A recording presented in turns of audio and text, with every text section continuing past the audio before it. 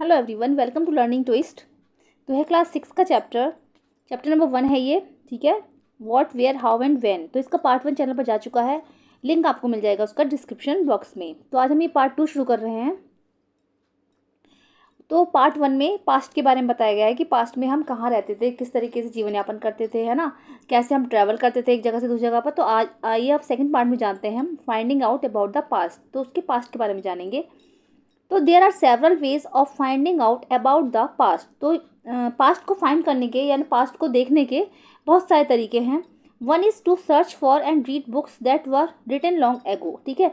जिसमें से एक है कि हम जैसे कि बुक्स होती हैं उनको पढ़कर, है ना, या जो कि पहले समय में लिखी गई थी उनको पढ़कर इसका पता लगा सकते हैं। These are called manuscripts. इनको हम क्या बोलते हैं? मैन्यूस्क्रिप्ट्स बोलते हैं, because they were written by hand, क्योंकि ये हाथों से लिखी जाती हैं।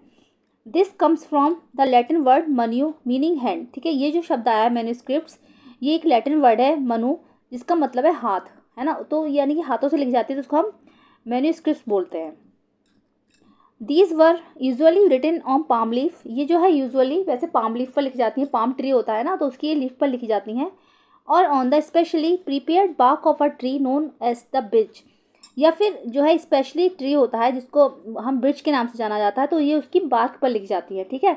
जैसे हमारा स्टेम होता है ना, तो ये उसकी छोटी छोटी सी छाल टाइप की जो होती है निकाल के जो रहती है उस पर लिखी जाती है ये। Which grows in the Himalayas, जो कि हिमालयाज में मिलता है। ओके, चलिए आगे बढ़ते हैं। Over the years many manuscripts were eaten away by insects, ठीक है। पहले ओवर द ईयर्स कई सालों तक क्या हुआ था, जितनी भी मैन्युस्क्रिप्ट्स लिखी गई थी वो इंसेक्ट्स के द्वारा खा ली गई थी, उनको खराब कर दिया था कीड़े मकोड़ों ने। सम वर डिस्ट्रॉय, कुछ उसमें से बहुत ज़्यादा नष्ट हो गई। बट मैनी हैव सर्वाइव, लेकिन कुछ ऐसी भी थी जो बच गई थी, जो कि सर्वाइव कर गई थी, जिसमें से कुछ बची रह गई थी। Often preserved in temples and monasteries, जो कि मंदिरों और मोनास्ट्रीज में जो है प्रिजर्व करके रखी गई है, उनको सुरक्षित रखा गया है। तो टेम्पल्स तो आप जानते हो, मोनास्ट्रीज होती हैं जिसमें कि मॉन्क्स और नन्स होते हैं, बताया था मैंने पहले, जिसमें कि मॉन्क्स और नन्स होते हैं, तो उनको मोनास्ट्रीज बोला जाता है। These books dealt with all kinds of subjects, religious beliefs and practices, the lives of kings, medicine and science. ये जो बुक्स होती हैं इसमें जो है सारे सब्जेक्ट्स का ज्ञान होता है, ये सारे सब्जेक्ट से रिलेटेड होती हैं। जैसे कि इसमें बहुत सारी चीज़ें बताई जाती हैं, जैसे कि द लाइफ्स ऑफ किंग्स, राजाओं का जीवन कैसा था उस समय के। मेडिसिन एंड साइंस, ठीक है, चिकित्सा विज्ञान कैसा था उस समय का। Besides there were epics, okay, these were epics, poems, plays. इसके अतिरिक्त क्या है, उसमें काव्य भी हैं, कविताएं भी हैं और प्लेस भी हैं बहुत सारे। Many of these were written in Sanskrit, others were in Prakrit languages used by ordinary people and Tamil, ठीक है। जिसमें से कुछ तो जो है बहुत सारे संस्कृत भाषा में लिखे गए हैं मैन्युस्क्रिप्ट जो हैं, और उसमें से कुछ जो है वो प्राकृतिक लैंग्वेज में लिखी गई हैं और जैसे कि साधारण लोगों द्वारा बोली जाती है, और कुछ जो है तमिल में लिखी गई हैं।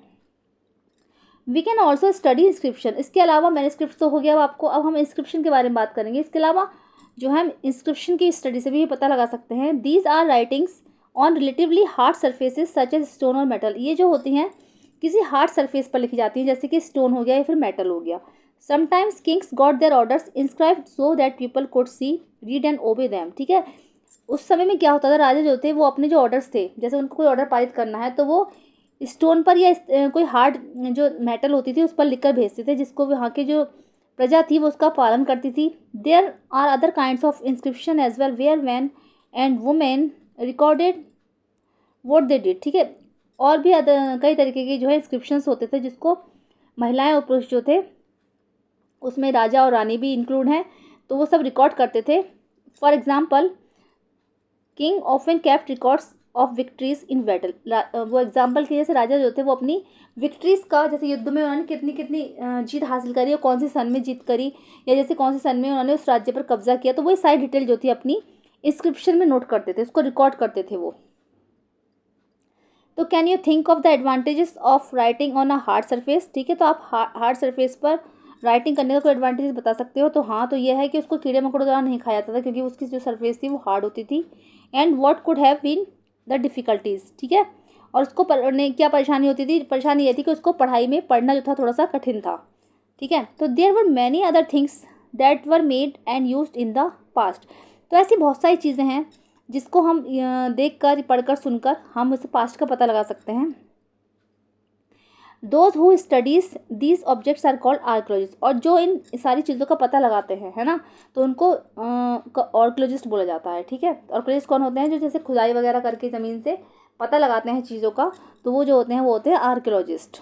They study the remains of buildings made of stones and brick. वो किस किस का अध्ययन करते हैं? जैसे कि वो बिल्डिंग्स का करते हैं जो कि स्टोन और ब्रिक से बनी होती हैं, पेंटिंग्स का करते हैं एंड स्कल्पचर। ठीक है, जो चित्रकारी वगैरह होती है उसका वो पता लगाते हैं। They also explore and execute dig under the surface of the earth. वो ज़मीन के अंदर की सतह के अंदर जाकर भी उसको खुदाई करके उसका भी पता लगा लेते हैं।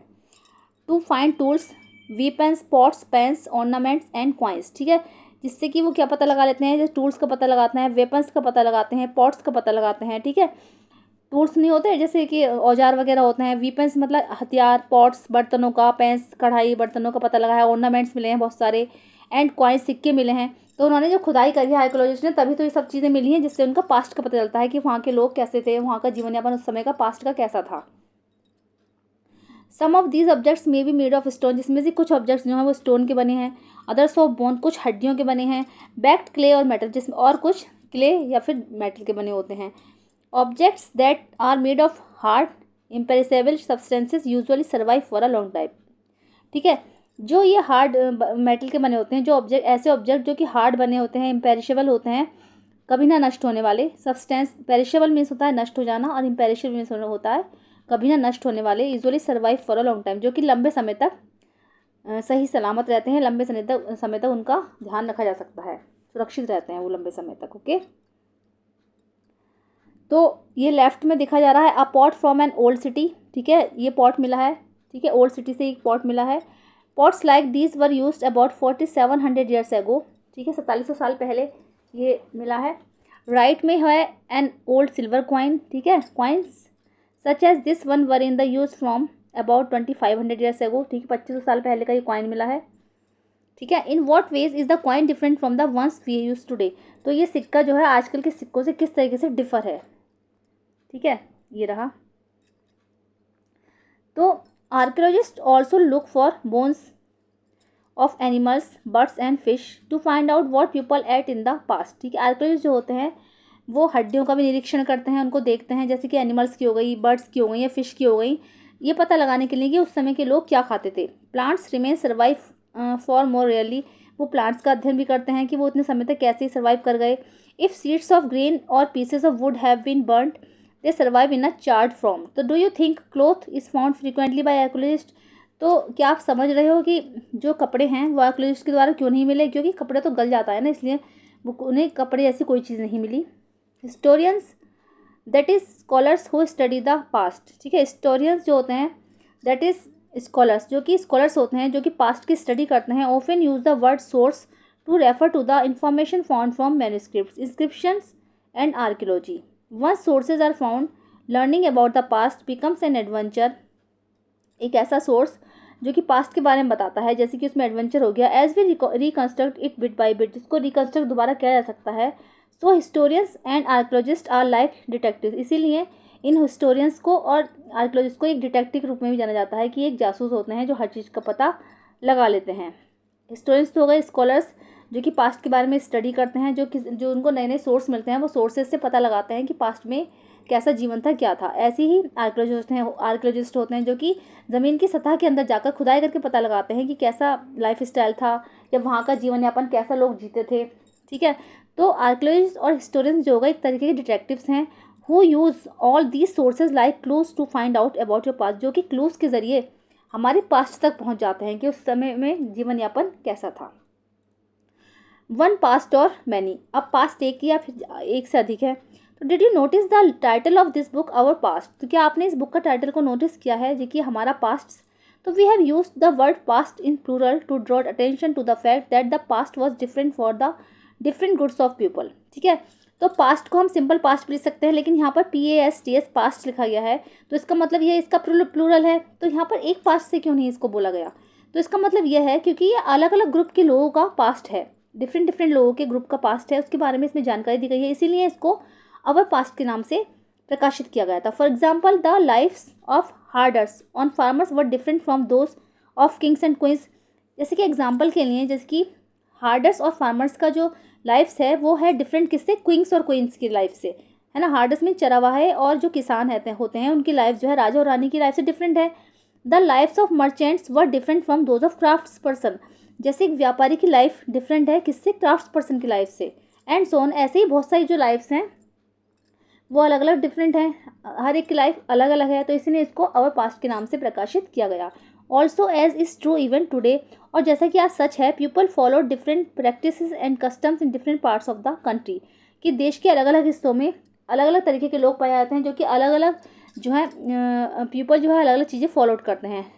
For example today most people living in the Andaman island get their own food by fishing, जैसे एग्जाम्पल के लिए आज भी बहुत सारे लोग जो होते हैं अपने जीवन यापन के लिए अंडमान आइलैंड पर रहते हैं, जो कि there own food by fishing, जिनका कि जो ओन फूड है वो फिशिंग है, हंटिंग है, एंड कलेक्टिंग फॉरेस्ट प्रोड्यूस, और जो कि जंगल से कलेक्ट करते हैं फॉरेस्ट को, तो उनका ये मेन साधन है। By contrast most people living in cities depends on other food supplies of food, ऐसा ही जो कुछ लोग हैं वो सिटीज़ में जो बसे हुए हैं, ठीक है, वो किस पर निर्भर हैं, वो अपने खाने पर निर्भर हैं। Differences such as these existed in the past as well, ठीक है, ऐसा ही जो है सबकी लाइफ में अलग अलग तरीके के डिफरेंसेस हैं। Besides there is the another kind of difference, उसके अतिरिक्त एक दूसरे तरीके का भी डिफरेंस है। We know a great deal about kings and the battles they fought because they kept records of their victories, यहाँ पर हमें एक अलग तरीके का डिफरेंस भी देखने को मिलता है, जैसे कि राजा जो थे जब वो जीतते थे तो वो अपनी विक्ट्री का, जो युद्ध में अगर वो जीतते थे तो वो अपनी विक्ट्री का एक रिकॉर्ड जो है उसमें नोट करते थे। Generally ordinary people such as hunters, fishing folk, gatherers, farmers और herders did not keep records of what they did, उसी तरीके से जैसे कि राजा जो थे वो अपनी लड़ाइयों का जिक्र करते थे कि हमने बस इस राज्य पर इस सन में जो है अधिकार प्राप्त किया, तो उसी तरीके से जो थे जो ये नॉर्मल पीपल होते हैं जैसे कि हंटर्स हो गए, हार्डर्स हो गए, हार्डर गैदरर्स हो गए, फार्मर्स हो गए, तो ये सब जो है अपना रिकॉर्ड नहीं लगते थे, नोट करते थे, सॉरी रिकॉर्ड नोट नहीं करते थे।